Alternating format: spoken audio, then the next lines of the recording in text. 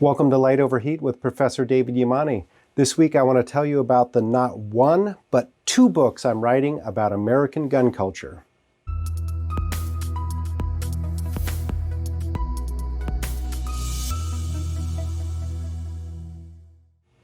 If I seem a bit frazzled lately, that's because I am. I'm very close to finishing the manuscript for my book, or more specifically, one of my books on American gun culture. That's right, I'm actually working on two books on American gun culture. This first book that I'm finishing now takes my first-person experiences and my sociological observations of American gun culture, but really puts my personal experiences at the center of the story.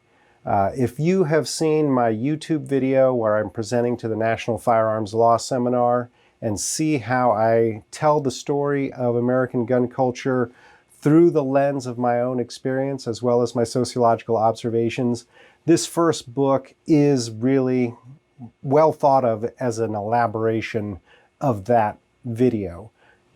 This is the book I've shared frustrations about finding a publisher for, getting rejected by lots of New York City publishers who did not want to acquire a book that wasn't sufficiently critical of guns in America. So I'm very excited to be finishing up this book. It's going to be the first of the two books that's published, hopefully sometime next year.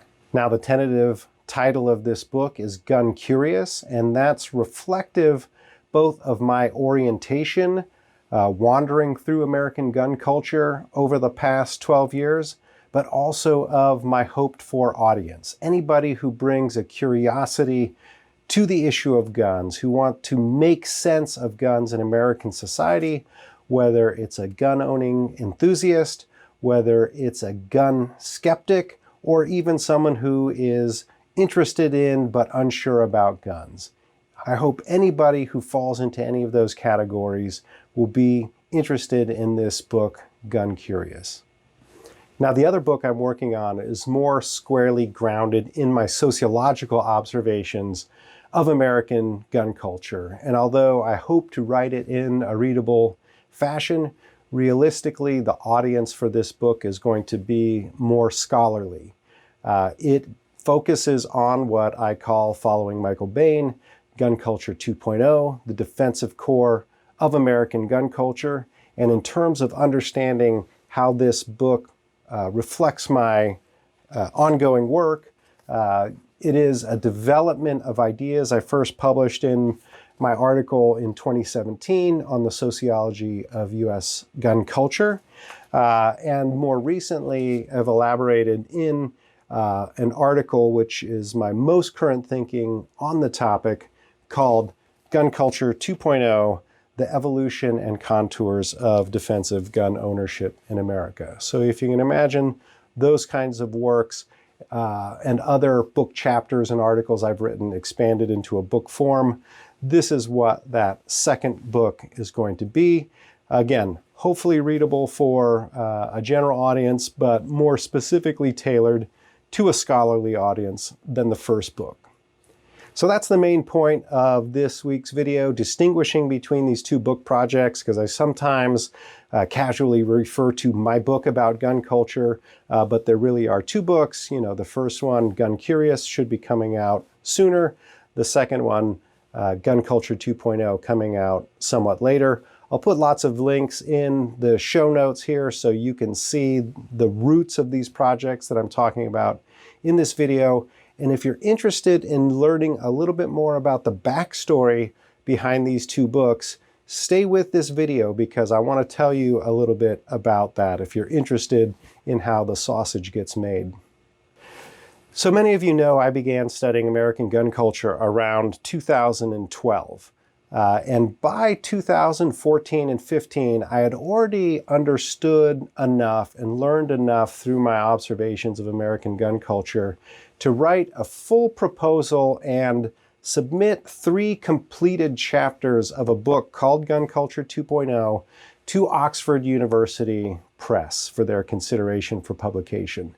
And this book was designed to really have a strong authorial voice, right? To put what I was learning as I was doing my ethnographic observations into the story, but it was still meant to be primarily written for an academic audience, which Oxford University Press tends to cater to. Sometimes a general audience beyond that, but realistically, mostly an academic audience.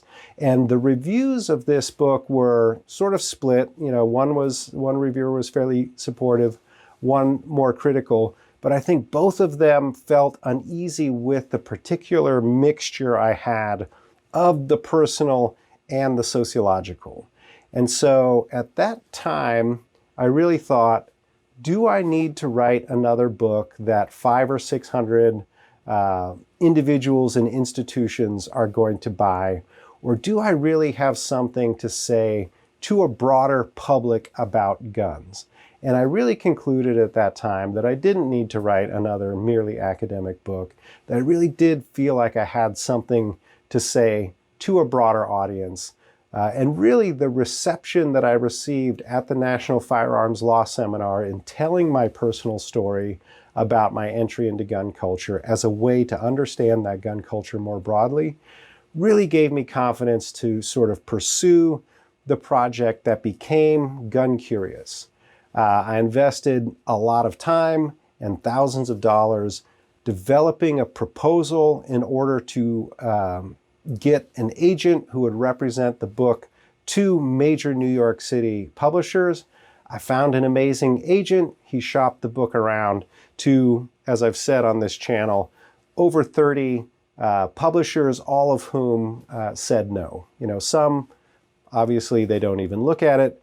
Others felt like they couldn't sell a book on guns, that books on guns in general, regardless of the orientation, don't sell well.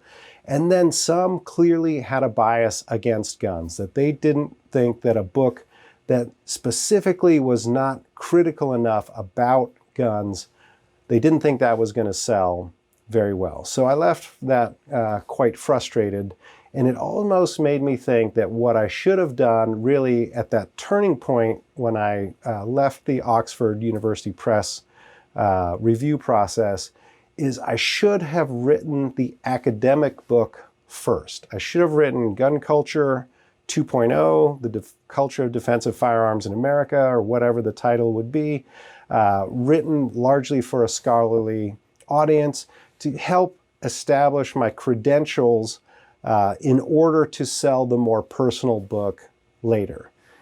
That's water under the bridge now. I'm hopeful that there will be a publisher who will bring out the book Gun Curious and my personal story, making sense of firearms, to the public sometime in 2024. That will be an opportunity for me to see whether those New York City publishers were right. Maybe nobody does want to buy a book about guns, least of all a book that doesn't talk about how guns are ruining society and ruining democracy, and on and on and on. The proof will truly be in the pudding when that book is available for purchase. After that is completed, after that entire process of submitting the manuscript, revising it, proofreading it, doing the marketing work and bringing it to market, when that's done, then I will get back to my work more squarely on the scholarly work on Gun Culture 2.0, because even though there are more and more people working in the field of gun studies, I still don't think that they've fully captured all of the reality of gun culture in America, that there is a master scholarly narrative of guns, and that it ignores a large part of what I've actually seen in my sociological observations of gun culture. So also stay tuned for that. But again, please know if I'm talking about my book on gun culture, I may be talking about Gun Curious, the more personal story of my involvement in gun culture as a way of making sense of it, and also Gun Culture 2.0, my more scholarly treatment of defensive gun culture in America today.